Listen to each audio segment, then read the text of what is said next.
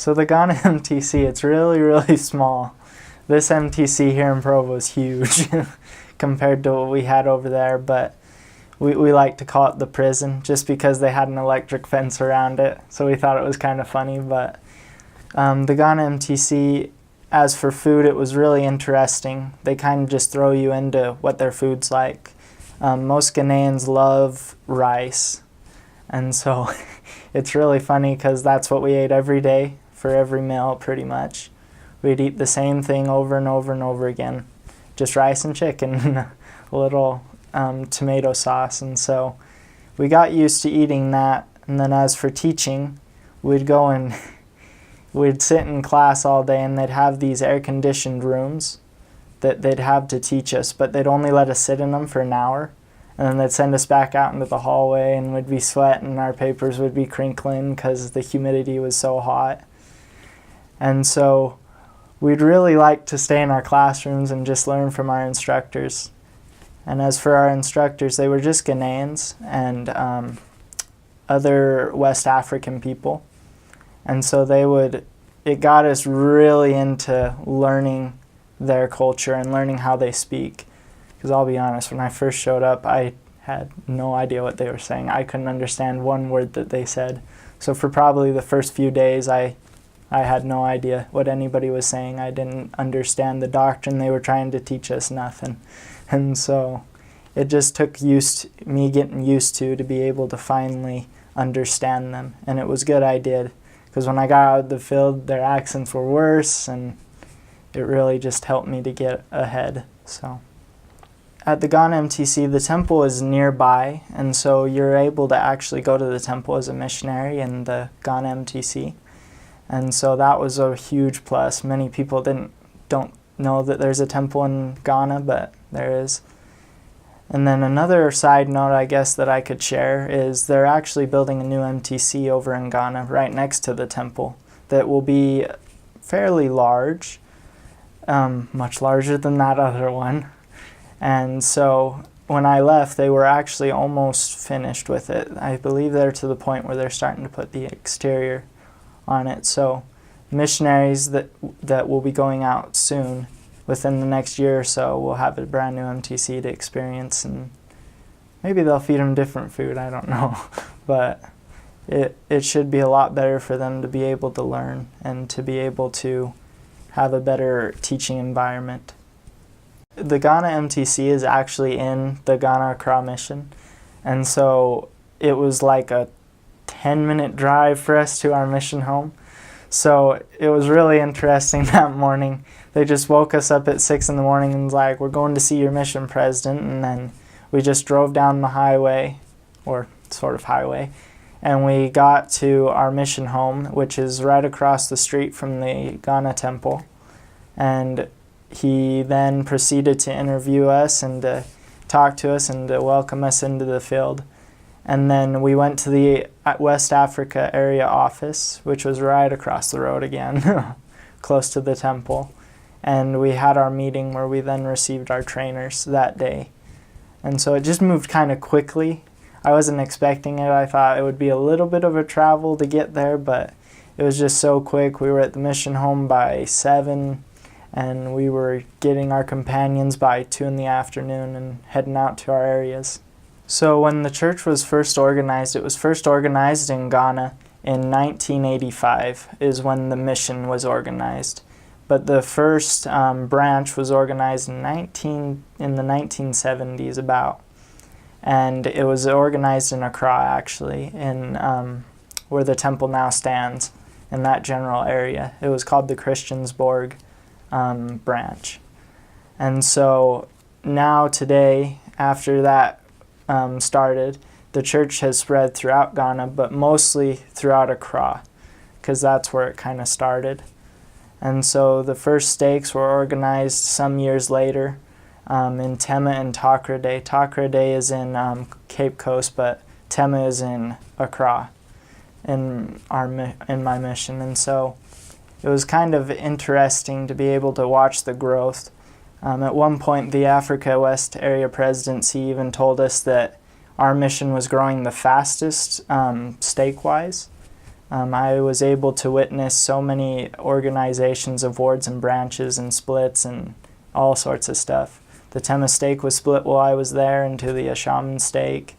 I was able to witness the split of every single ward I served in, and I served in 7 wards, and so I was able to see every single one of them split while I was there in 2 years, and I've even heard that they're even getting ready to split some more. And so there are now, I believe, about 4 stakes in Ghana, and I believe 3 branches that are run by the mission president. The Adenta stake, the Tema stake, the Ashaman stake, and the Christiansborg stake. And then there's the Ho district, the Koforidua district, and the Pong district. And we just actually received word at our mission reunion that the Koforidua district is preparing to become a stake now. And the Pong district, they're also preparing to make a stake, and they're looking for places for stake buildings. And so the church is growing very fast in the short little time that we've been there since 1985. As for religion, Ghanaians are very, very, very religious. I believe they're one of the top religious countries in the world, just because of how much they love God and different things. You can't go anywhere without hearing something. One of my favorite phrases that I'd hear every day was in their language they say Nyami Adam, which means by God's grace or God's grace. And they say it to you everywhere. You ask them how they're doing, they say by God's grace I'm doing fine, or in the name of Jesus I'm doing fine. It's always there. Even somebody you think wouldn't be religious, you still hear that. And they're just a very religious Christian people. But there's also Muslims there. And so they work together, which is the first time I've ever seen Christians and Muslims work together. But they just love being with each other. And even the Muslims believe in Jesus Christ, which was something I didn't understand, but they just love it. The only problem is, or only thing is they have so many different branches of faith. The rule in the White Handbook where it said you can't preach next to a house of worship, that's nearly impossible, because there's one in every corner.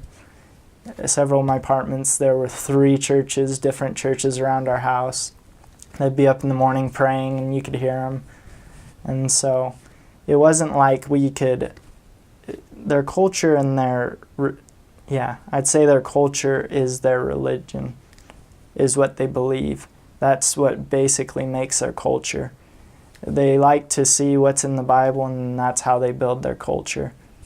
Like, they have so many different little quirky things, like you can't use your left hand, and it says that in the Bible, you use your right hand, it's your covenant hand, and so it's bad for you to use your left hand in anything over there because of that.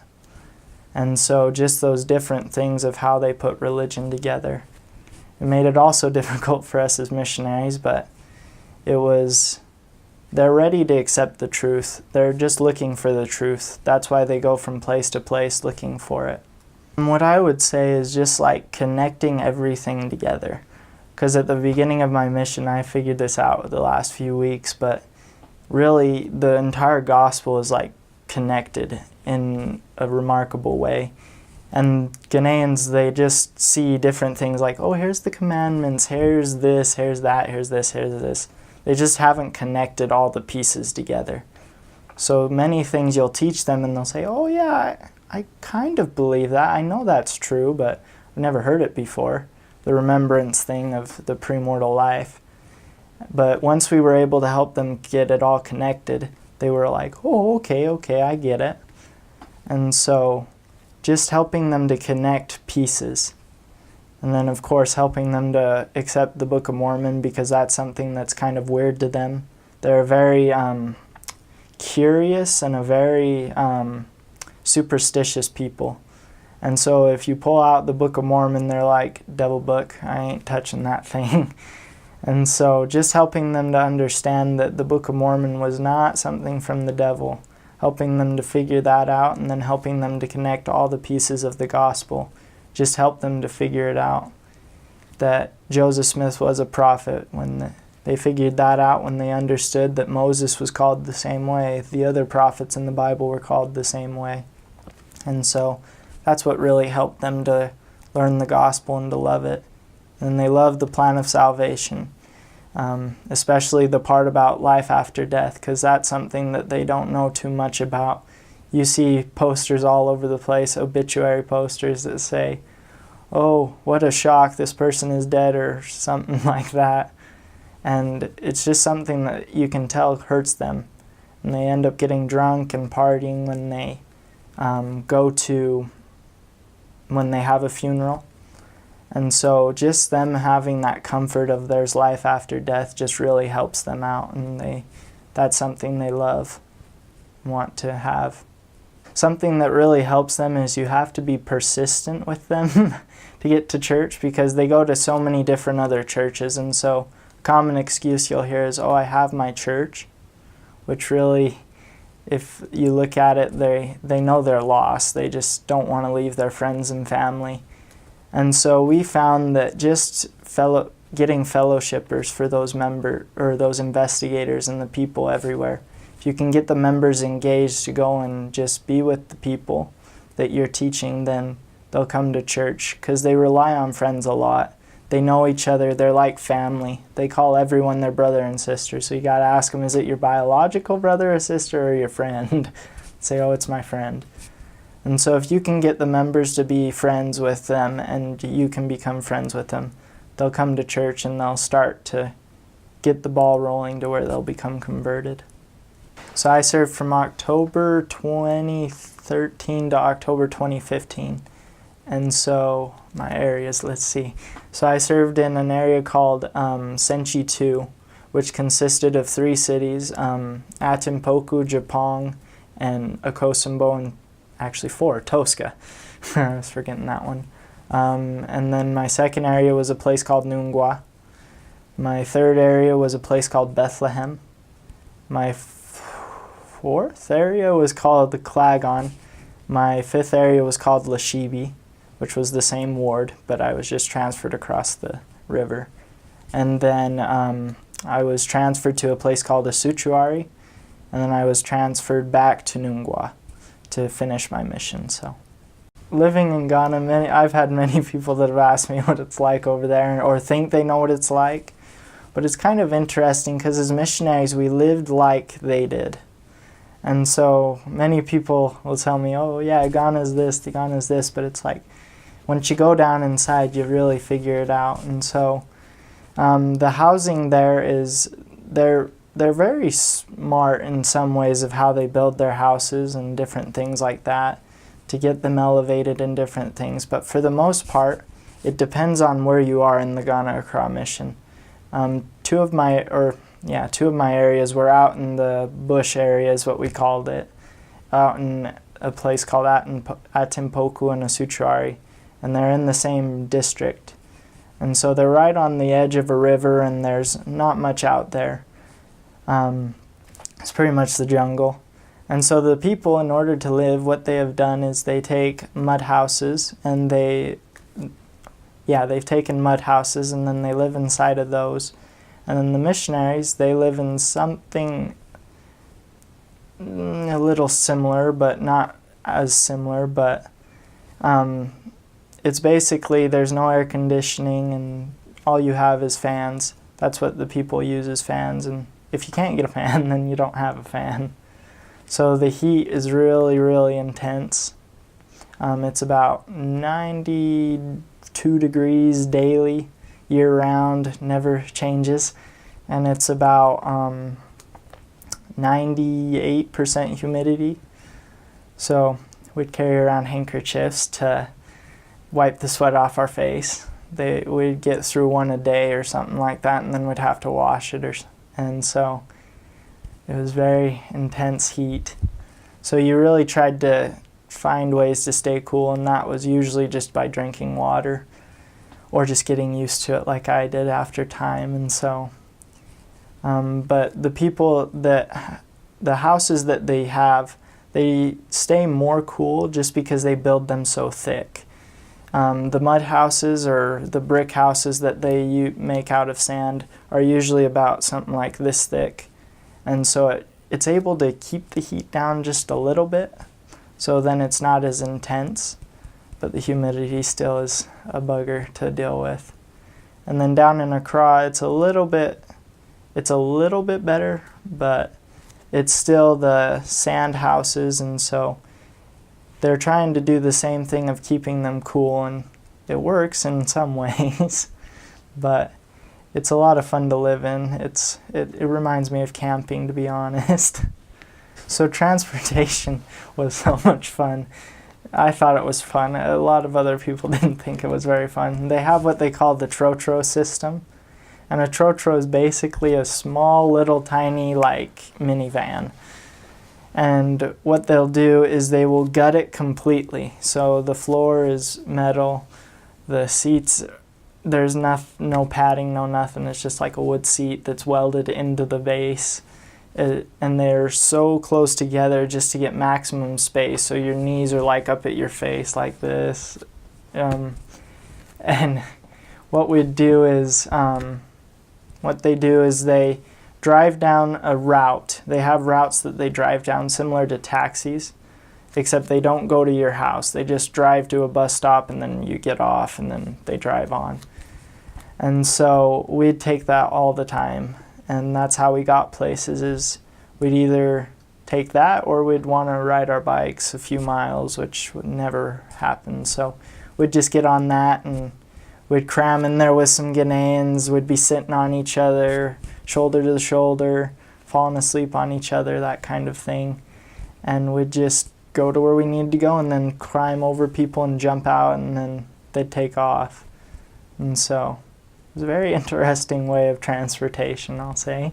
There was once, I remember, I think it was my first area. We were on our way down to Accra for a Christmas conference, if I recall correctly.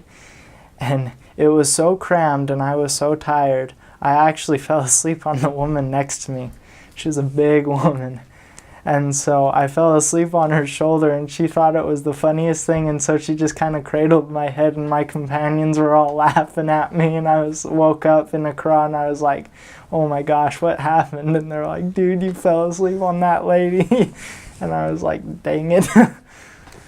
But that was what happened on Trotros. If it wasn't the missionaries, it was somebody else. We'd always be falling asleep on each other. And the people there are just so friendly and so nice that they just don't care. They're just like, whatever, okay. And so that was what transportation was normally like if we had to go long distances or wherever it was. So the money system was really interesting. They have what they call the CD. And so the CD, when I first arrived, their economy is sort of going down, and so it was kind of interesting to see how their money changed in those 2 years. When I first showed up, it was two CDs were about $1. So it was about half was the exchange rate, and so it was decent. And then by the time I left, it was about 5 CDs was $1. So it just like shot up, and as that shot up, the prices on all the food went up. I'd tell missionaries all the time, the young ones, like, when I first showed up, this was 2 CDs. Now it's 6 CDs. So just think about that. And our subsistence was constantly raised just because of that, so that we could have enough to get our food. Where we'd normally go to get our food was, they have what they call the market. And I like to think of it as Walmart, but it's not Walmart. It's not that nice. It's an outdoor market, and there's tomatoes, there's plantains, there's cassavas, there's yams, there's all these different things. They're just sitting in baskets, or fishes. They're just sitting in baskets, and you just walk by and say, I want a fish, and you give them a CD and they'll give you the fish, or I need this or this, and they have whatever you can think of. I couldn't believe what they had in there. I could find stools, I could find machetes, I could find anything we would have needed. And you just bargain with them. Because a lot of times if they see a white person, they'll be like, oh, I'm going to cheat this man, and I'm going to make him pay more for what he's going to give me, or charge him more than what the price is. And so we'd have to be smart and just be like, is that really the price? And then we'd talk them down. and would get it for cheaper. And so that was just a common thing, is just going into those markets and just bartering for our food and our different things that we needed in our houses. For jobs, they got a lot of interesting jobs. They all like do the same thing, which is kind of funny. But one of their jobs is to work in the market, obviously. They bring what they have and they sell at the market. Some people are what they call seamstresses. They'll just sew. That's what they do. You can order dresses, you can sew your pants back, whatever you want, and they'll do it for you. Internet cafes, there are people that will run internet cafes so that the people can go and use the internet, and those are the only places that have internet in Ghana. And then farms, out in the bush especially, that was all they did was farms. They had what they even called a farming day, which we did not like very much, but it was a holiday where they'd just sleep the whole day because they were so busy with their farms that was the only day that they could have to rest. And so farmers, they also had, just like in Accra specifically, there's a lot more industry and business. And so they have the port in Accra that many people are able to work at and check for things coming through Ghana. They had jobs in banks for the people who had left Ghana and gotten an education outside. They have doctors of people who have gone outside and come back. And there are many Chinese people that have come and start businesses there and then hire Ghanaians as labor to help get their products out. And so they just kind of find what they need to find in order to work. One of my investigators, it was kind of interesting, her husband's an American, and he left her to come back here because he had an injury with his leg, and so he needed medical attention here. So in order to provide for her and her daughter, she started making bead necklaces and bracelets. She'd just, anything with beads you could think of, and she'd just make them and sell them on the side of the road. We even helped her make her shack to where she sold it. That's how we met her and was able to start teaching her, was moving that. But she would just sit there on the roadside every day and just kind of like, people would stop and they'd just get out and buy some beads, and so they just get creative and do whatever they can do to get some money. I'll tell you a little bit about crime and safety because I know a lot of missionaries freak about that when they go over there. Ghana is actually the safest country in Africa, one of the safest countries in Africa, because they are the only country, I believe, in all of Africa that has not been in a civil war since their independence. And so I even asked many of them, and they're just like, we don't like blood, we don't like blood, we don't like to see it. And so they just have that fear of having blood on their hands. So I never felt like I was really in any danger, maybe once or twice. And it was just because of some drunk people had made some poor decisions and were not in control of themselves. But even then, there were many people around that would run over and help us and be like, oh, you're a white man, I need to help you. And so they get the person away, and we didn't have a problem.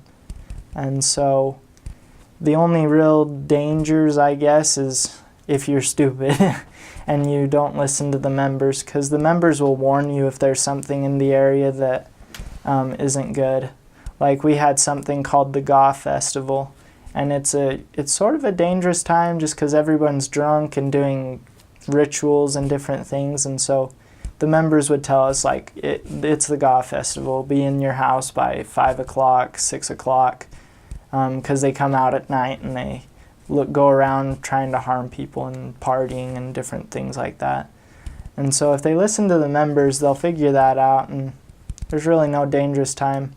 We'd stay out until 9:30 every night and just be walking home naturally. We wouldn't even be walking fast. We'd just walk slow, and we never felt like we were in any danger, and so it's a very safe place to be. So I never actually went to these places, but I heard about them. But in the Ghana Accra Mission, they were starting to expand the mission when I left, and they were starting to go into the Volta Region, which was a place that was starting to be opened when I got there. And it was a very cool place, very lush, just what you think of Africa. like just dense jungles, savannas, different things.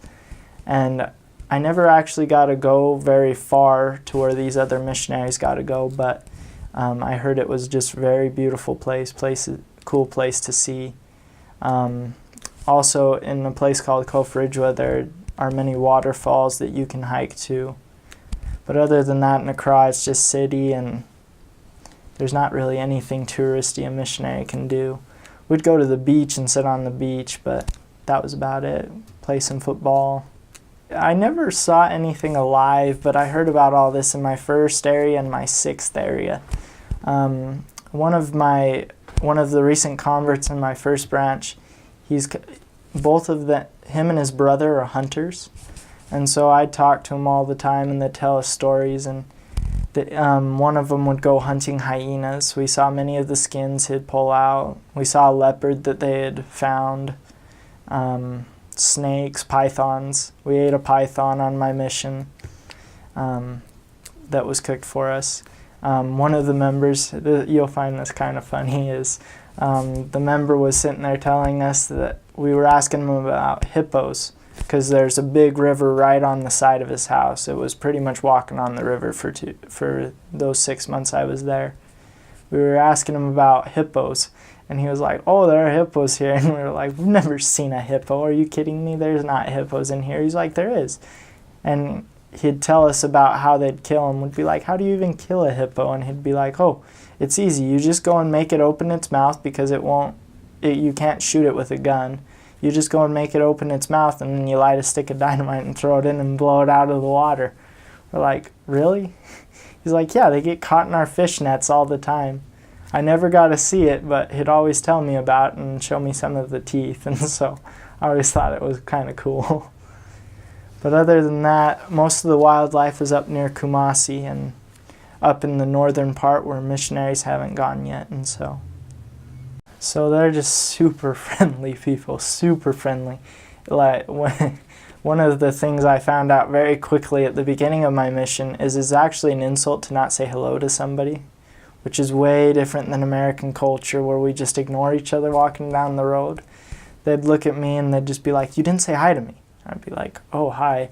Be like, "Oh, thank you. What's your name?" And then they'd just introduce themselves. So even for contacting, like, we didn't have to go to extreme work just to contact, because they were already coming to talk to us. They're just a very friendly people that just wants to be around people.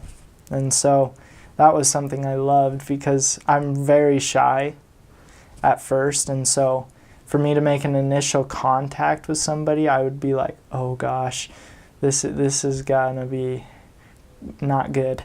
And I'd just sit there and like think, what do I gotta say? But then they'd just jump in and just act like we'd known each other for years. I'd be like, "Well, okay, this isn't so bad." And it was easier for me to help them with the gospel, as they were that friendly to me. And so that's something I love, and I've even carried home with me, and I still wave at people and they just ignore me, but that's something that I love over there. Another culture thing that I thought was awesome was just their love of Jesus Christ, how he is everything, how even the people there love to pray.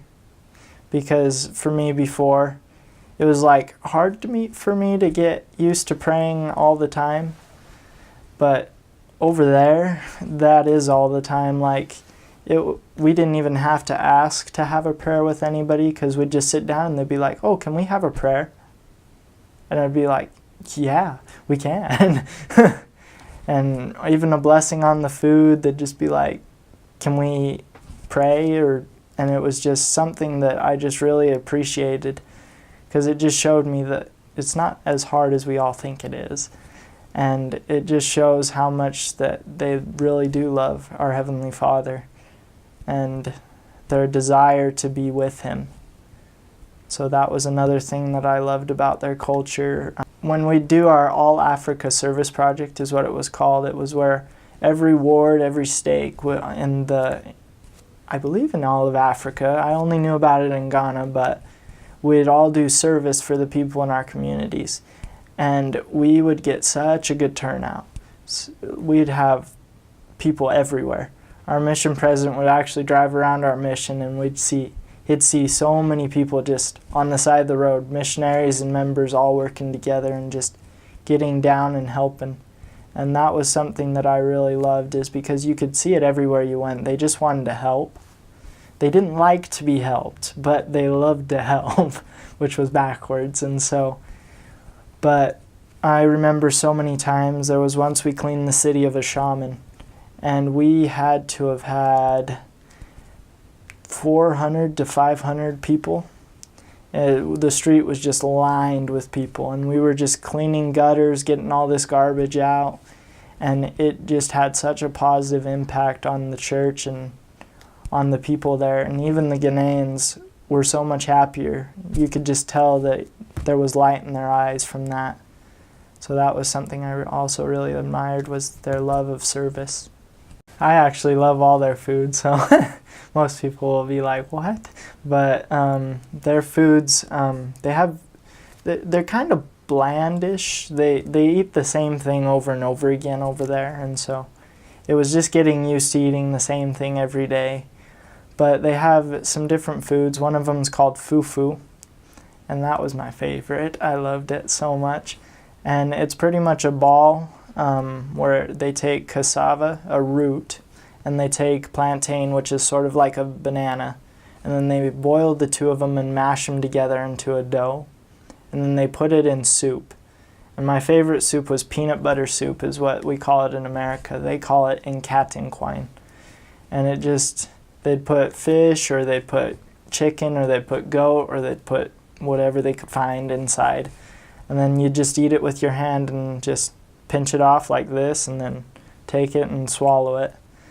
So it took a little getting used to swallow it, because when I first left, I couldn't swallow a pill, the smallest pill on the market, and I got to where I could swallow something that big by the end of my mission. And so it kind of freaks my family out just a little bit. But bonku, they have another thing called bonku. It's the same thing, except it's just cassava dough and in water, and then they stir it, and it will start to ferment and to harden into a ball as well. And then it's just the same thing, but they eat it a little differently with some different stuff. I still like it with the peanut butter soup, but they'll take peppers, and they'll take really hot jalapenos and ghost peppers and anything hot they can find, and they'll take onions and tomatoes and mash it all together and grind it into a salsa type thing. But it's a lot thicker, or not really thick, it's not watery or anything, it's just kind of there. And then you just dip it in and then swallow it, and that one would burn my throat, but I got used to it after time. They love spicy food a lot. And so there's another one called akbele. This is one that is very specific to the Ghana Accra Mission because of the Volta Region. Akbele is what the Aways eat, the Awe tribe. And it's just corn flour mixed in water and boiled until it becomes a dough. And that was another one of my favorites because it wasn't fermented like bonku.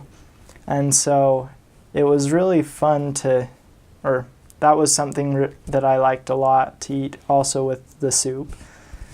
They had something called ampasi, which is what they loved in the eastern region, which is where the Akan tribe was. And ampasi is just, they take a yam, which is like a big, huge, long potato about this long, and they'll take it and slice it up into little slices, and then they'll boil it, and then they will give you like a tomato pasty type thing. We called it stew. Here in America we would call it spaghetti sauce, I guess. But they put vegetables and chicken and meat and different things inside. They just load it with stuff. And then you just take, and after it's boiled, you just take and break up off a piece about the size of your fingers, and then you just dip it in and chew it. That's the only food really you can chew over there without gagging it down. And that was something we ate a lot. Another food was rice. Rice was an everyday thing. We had fried rice. We had something called jollof rice, which is where they take tomato stew or spaghetti sauce, and they instead of boiling rice in water, they boil it in that, and it becomes like Mexican rice. They have wache, which is rice and beans cooked together. They have just plain rice and stew, which is just plain rice with the stew put on top with a piece of chicken on the side. They love their rice. And they don't have dessert. They don't like sugar. So, well, I guess there's one dessert. We had it in the MTC for the first time, but they love something called tom-toms, which is just a cough drop. It's just a cough drop with menthol in it. And so that was their dessert. They'd always give them to us and be like, here you go, here's dessert or something. Or they'd pull out a pineapple or a mango or coconut. So they're not really into sugar. In fact, I gave some kids in my first area some Smarties and some Kool-Aid, and their faces were priceless. They spit it out on the ground. They didn't want anything to do with it, and they actually ran over and grabbed some bonku and hurried and swallowed it to get the taste out of their mouth because they didn't want to taste it. And so they're just anti-sugar. And so we didn't really have desserts. They like really spicy things for their desserts as well. One thing they have is something called sobolo, which is a drink. And it's they take a leaf and boil it, and then they'll put different things inside. It's this red drink. But they'll always put either peppers or ginger inside to make it like kick. So like burn your throat. It was the best way to get rid of a cold. But they'd always drink it by the cupful, like a cup this big. And so by the end of my mission, I was able to actually drink it. So, but that's about all they got for food. And then they just rotate those every day. And sometimes they'll branch out and get other things. They'll add variations. They'll use different plants or something. And so use different soups. They have different kinds of soups. One was called Okra Soup, or here we call it okra. And they just cut up an okra, and then they'll boil it, and it makes it really stringy and slimy. And so you just dip your stuff in there and eat it. And so I really liked it. And so I guess my advice for liking those foods, because it sounds like it wouldn't be that good, but I passed this around my mission. It was kind of, it was a trick I had found, is I was reading the Book of Mormon trying to figure out how I could eat, because when I first showed up, I thought I was going to die because I didn't eat anything. I didn't eat for like 2 days at a time because I didn't want to eat anything. And I found the scripture where Nephi says that they prayed over raw meat in the wilderness, that it would give them strength and they could actually eat it. And I started doing that. I started praying for a desire that the food would become more tasty to me, that it would become better to me. And it actually did, to the point where every time I ate American food towards the end of my mission, I would get sick. And I would have to stay in the apartment all day because I couldn't get out, because I'd just be done. I couldn't move. I couldn't do anything. And so I'd just have to stick with their food. And even when I got home, it took me 6 months. It had to have been by April before I could actually eat every food we have here without getting sick. Sugar just about killed me. Everything about killed me. So for new missionaries going over there, pray that you'll learn to love the food and that you'll be able to handle it, because if you do, it'll help you throughout your entire mission.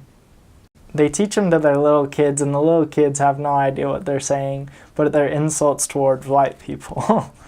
But one thing they'll hear a lot is obruni, which in tree is white man. Or they'll hear brofonio, or they'd hear just brofonio and obruni, which just means white man. And so they'll just hear little kids going down the road just clapping like, "Oh Bruni, oh Bruni," and dancing down the road as you walk down the road. And so they just will follow you and yell that, or they'll yell at you and say, "Hey, oh Bruni, Obruni koko mache ya fichi gango," which I did not know what that meant for my whole mission, but I found out towards the end that it was an insult towards us. But it was just the little kids would be chanting, "White man, you have gum on your pants," and would just be like, "What the heck?" But they'd just follow us around and chant that, and that was what they'd do all the time when they saw a white man. It didn't matter who it was. They'd just follow you around and just yell, "Oh, Bruni Coco Mache, Ya Fichigango, you have gum on your pants," but they wouldn't know what they were saying. And their parents would just sit there and laugh on the side of the road and think it was the funniest thing ever. And would just be like, "Gosh, what's this all about?" And so you just got to embrace it. It was a lot of fun. I'll start with the English because they also have many different other languages that I learned, and so, but their English it's about similar to ours, but they have quite an accent that they speak. They speak very slow. I remember many times I'd be sitting there with them and I'd be teaching them, and I'd be talking slow, but I'd start talking, and the people would be teaching would be like, "Huh?" And they'd look at my companion and be like, "Brother, this boy right here, he don't know what he say." Every time I hear him, he just say, "Shwee, shwee, shwee." And I'd be like, "What?" And I'd just be like, "You can't understand me?" And they'd be like, "No." And so I'd have to dumb it down and just be like, "Hi, me Landon, or me Elder Vernon, Gospel of Jesus Christ, this be how it be." And you just have to use very simple words to kind of explain it to them. But most of the time they were not very interested in listening to you speak in English because they're very proud of their languages. In Ghana they have 58 languages throughout the country. In the Ghana Accra Mission there's about 8 or 9 that are spoken, maybe even more, because in Accra most people flock there to get work. So you have people all from over the country. So they have 58 different languages. I spoke a little bit of 7 of them, about 7 or 6. I spoke a language called Twi, which is the most popular in Ghana. Then they spoke Ga, Ewe, Krobo, Dungbe, Hausa, and I spoke a little bit of Frafra as well, which is from the northern region. I only learned that because we were teaching some people from up there, but I'd try to speak English with them and they'd just be like, "Oh, teach me in my language." And so I'd have to learn little phrases and different things to be able to get my point across in those languages. So Tree, it was more easy for me. I've forgotten a little bit of it, but I can still remember a lot of it, where I can hold a conversation with somebody if they come up to me and start speaking in it. Like a sample word would be like, "How are you?" They say "Edisen," and then to reply, to say "I'm fine," you'd say "Eya," or they'd say "Niami Adam," by God's grace. Another one was, my name is Elder Vernon, you would say "Me Ferme Elder Vernon." To say "I'm going teaching," or "I'm going," you'd say "Miko," "I'm going." To say "please" would be "Me pacho," which it's funny, the translation is "I beg," and so that's how they say "please," is just "I'm begging you." And so that's Tree. Ga is a little bit, it's not very similar. Most languages you'll hear similar words, but they're not the same. They don't mean the same thing, so you got to be careful, because some words in one language will be an insult in the other one.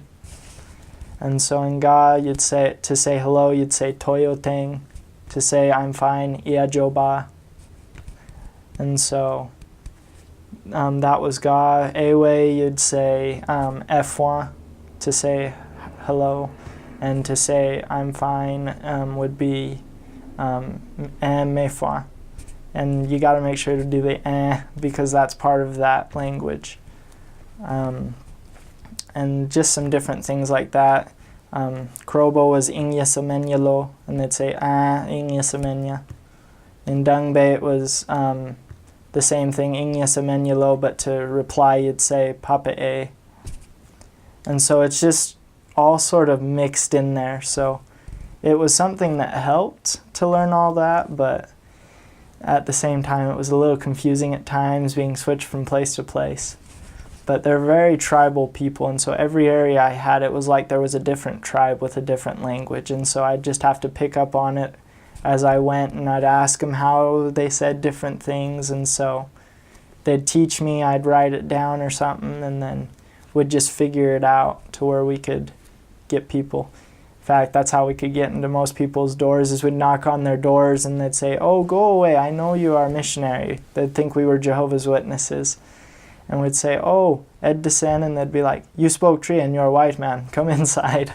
And so we'd go in and we'd teach them the gospel. They wouldn't be too interested, they'd just be interested in us speaking their language, but it was a way to get inside of people's doors and at least put a seed inside there, so it was a lot of fun to learn those languages. But I got made fun of about this a lot. But over in Ghana, there are no public restrooms. And so the only bathroom that actually works is in the church and in your house, in your apartment. And so when you need to go to the bathroom, like, it's just normal. You just go on the side of the road and everybody does it. And so it's just kind of the normal thing. And this particular day, my companion and me were at this member's house, and they told me to go in the gutter behind their house. And so I was like, okay, no problem. And so I was there and didn't think much of it until a drunk man who had been very drunk grabbed me as I was going to the bathroom and just was trying to give me crap, like, "Hey, we don't go to the bathroom outside in Ghana." And I was like, "What? Are you kidding me?" And then he was like, "No, I'm just kidding." And then he went next to me, and I was like, okay, that was so awkward. And it just got passed throughout the whole mission, and everybody would just sit there and make fun of me and be like, "Really? Are you kidding me? That's hilarious." And I'd be like, "Guys, shut up." So I guess one of the first ones is that man that hugged me that day and told me to never let go of the iron rod, I guess. His conversion story was very miraculous, and it was something that me and my companion were just completely dumbfounded by. We actually found out towards the beginning of our companionship. We had known each other before the mission. I found out he was going to our mission on the same day, all the way up in Oregon on a choir tour. And we became friends even before the mission. And we loved to talk to each other, and we even thought, oh, we could be companions, and then it actually happened. We found out we were cousins during that time, and we just worked together so well, and we couldn't find anybody. We thought we were just out of luck, and we got this referral for the Owusu family, and I just remember that they were, at first, we were a little bit worried because the way that it happened is Brother Owusu, or his name is Jerry, he just kind of sat down in front of us, and he's like, I want to talk to you before you talk to my wife. And we're like, okay, what do you want to talk about? He's like, I have some questions. And we're like, okay, bring all your questions. And we just thought it was just going to be normal questions. And he's like, I'll be right back. And he comes out with this stack, like this big, of Jehovah's Witness pamphlets. And we were like, oh crap, this kind of stuff, huh?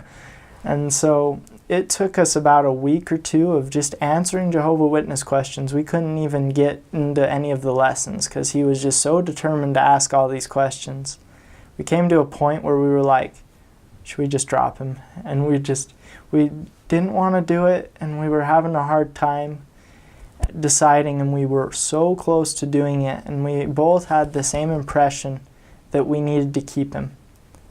And we did. And he actually, the time after that we went back, he had read half of the Book of Mormon. And he decided he wanted to be baptized. He asked us for it. And he just continued to progress. He got baptized. And then from there he became the employment specialist for a month or two. And then by the time I was transferred from that area after being there for 10.5 months, his wife had become the Relief Society president the Sunday after she received the Holy Ghost. he became the ward mission leader for the ward. And he had read the Book of Mormon 3 times, read Preach My Gospel twice. He had read most of the Institute and Seminary manuals in the church. He had read the teachings of the presidents of the church, Spencer W. Kimball, Joseph Smith, all these different things. He had read part of the Bible. He had been reading all the conference ensigns since like 2014 or something. And he was just going to town. And he just was a powerhouse. And we had 40 baptisms as a result in that ward from him, fellowshipping and being our ward mission leader. And it was just a miraculous thing that we knew we weren't the ones that did anything. And it just made us so happy to think that we started with nothing, and he was the only one we baptized, and all that resulted from him. And so we both got to see all those things happen. And so we baptized him towards the beginning of my 10.5 months there, and then I was not transferred again. And so that ward went from being a branch to being a ward to when I left, it was being split into 2 different wards. And so it was quite powerful to me to realize that the Lord was able to do that and to bring about such a big blessing to those people there. I guess another miraculous kind of story that just kind of taught me the power of everything is I had been learning about Christ-like attributes in my first area, and this was right after my training. And I hadn't seen a baptism, or I'd seen 2, but I was just like, can we get one more at least? I've been here 6 months, can I get one more maybe? And I really started to learn about humility and just like it's the Lord's will. And so I just started working on that and being patient and just trying to make sure I put the Lord first. And we were in a city called Okra, which after I left, there ended up becoming missionaries there. And we were in the market, getting on a trotro, getting squished in, and we were already crammed in there. And this man came and pulled one of the elders out of the trotro and was like, can you tell me something about your church? And that's all he could get out of his face. And the man they call him a mate, he's the one who sits in the trotro and shuts and opens the door.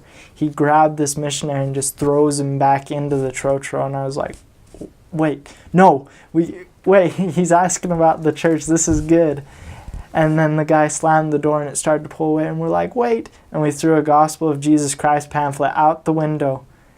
And as it went out, I noticed we didn't put our number, we didn't put our address, we didn't put anything on there. It was just a plain pamphlet, and we're like, great, he's never going to find us. We just found a guy interested, never going to find us. And about 2 weeks passed, and we got a referral from elders in Pong. Pong was farther north, or farther down the road than we were pretty much on the way. And so they said, we have a referral for you. His name's George. And we were like, oh, okay. And they're like, he's going to come meet you. He's coming to a funeral. He'll meet you on his way up here from Okra. We said, okay, then no problem. And we were waiting on the side of the road, and he gets out of the car and he sees us and he's like, you two.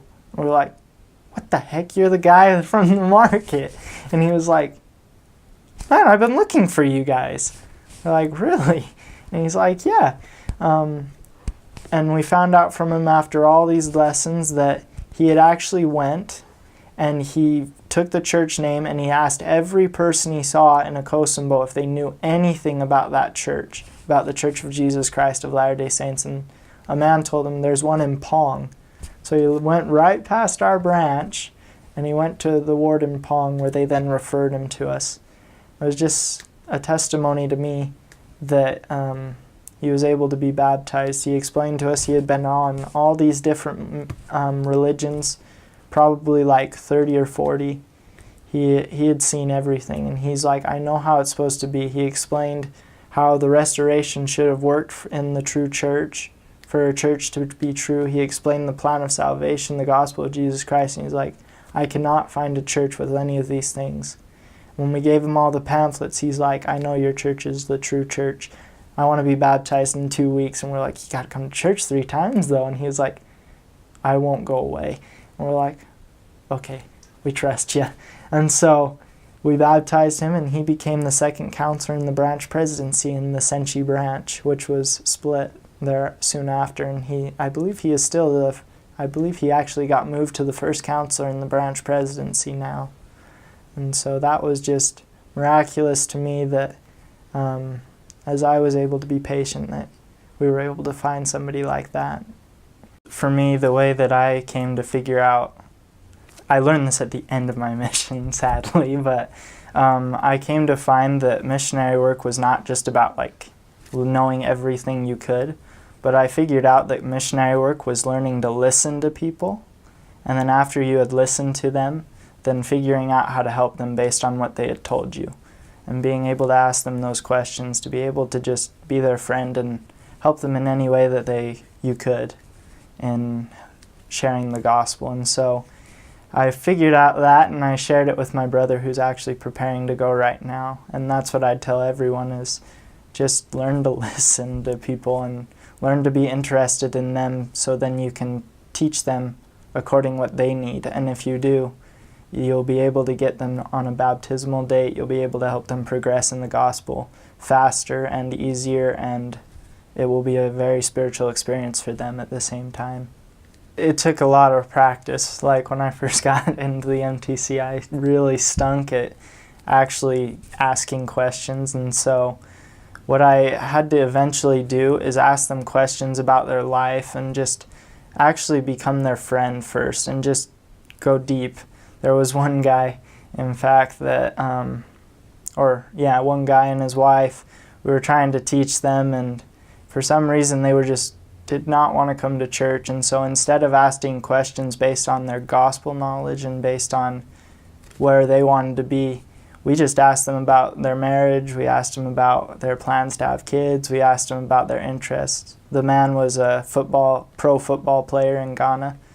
And so as we did that, after a few weeks, he started to get more interested in us, and we were able to learn things about him that we were able to go and show him how the gospel could make it even better as we studied and just prepared to teach him. And so that was something that I really came to understand, that questions were really important to ask about their life as well. So I started to try and progress on that, but it just takes practice asking those questions. It had just rained, and it was 98 degrees, and it was 98% humidity, or 98 to 100% humidity, and I thought we were going to die. I thought we were going to just pass out on the side of the road. I think we drank nearly 2 gallons of water that day because we were just losing it faster than we could get it in our body. We kind of figured this out from some other missionary families, but a lot of missionaries will actually take food with them, American food, and that will help them to kind of have something when they first start there. And then other than that, just your clothes, medications, take some diarrhea pills and some Pepto-Bismol. That will help a lot for your first few months. And then, just take some food. I took Pop-Tarts, some cereal, and some granola bars, and I just minced on those for a few months. I took some cookie dough that I could try and make somewhere, ramen noodles, not ramen noodles, they have those over there, but just some different things that you might not find over there. Scriptures tends to be something that is an issue, I guess. Over in Ghana, there's the rainy season, and it rains a lot, and it's super humid there. And so your scriptures are going to get very worn and tired. I recommend not taking your 8-year-old scriptures or anything that you don't want to get ruined. You can get something from Deseret Book or the distribution center, but this is kind of what I did, is the cheap pair of scriptures from the bookstore, the $1 ones or $3 ones. I just took and I did something like this, is they were all bound for me over there in Ghana, but you can even do it here, and I just took them and I just marked them accordingly because I wasn't afraid that they would get dirty or wet, and when the rain came down on them, then I'd be fine. and I wasn't worried. And so that's just something you might want in your packing list. Probably just a friendship. I never dawned on me how great friendships can be for people. But one of my best friends and one of the men I baptized, I just remember that the Monday before I left, he gave me a hug and just cried on my shoulder and told me that we'd always be friends and that he expected to see me in the celestial kingdom, in paradise, spirit paradise. And he made me swear that day that I'd get there. And it just was so powerful to me and just taught me that, friends are very important, and it helped me to realize that we're all on this journey together. I think that probably one of the hardest points of my mission is I had been a junior companion my entire mission. And so about close to the end, I was called to be a district leader and a senior companion for 3 months, teaching a missionary English, my companion English, and leading this district, and they were struggling as well. And it was a little bit rough, and it took a toll on me to the point where I had to go and see a nurse at our mission office. And it was there I actually found out that the reason I had been struggling was because I had some mental disabilities. And so that was a rough time for me trying to understand why it was me that had them and all that sort of things. But I was able to get through it and realize, you know what? It doesn't matter. God's on our side. And so I was able to push through it and finish out my mission. So stay busy. So for all you pre-missionaries out there, you're going to love Ghana. Ghana is a beautiful place. It is a place where the people are very loving and you'll enjoy your time there. Make it an adventure. Don't go into it thinking this stinks. It really is going to be the best 2 years of your life. Learn the scriptures and learn to listen. Learn to listen to the people there and to help them with whatever they can do, with whatever you can do to help them. They'll love you forever for it.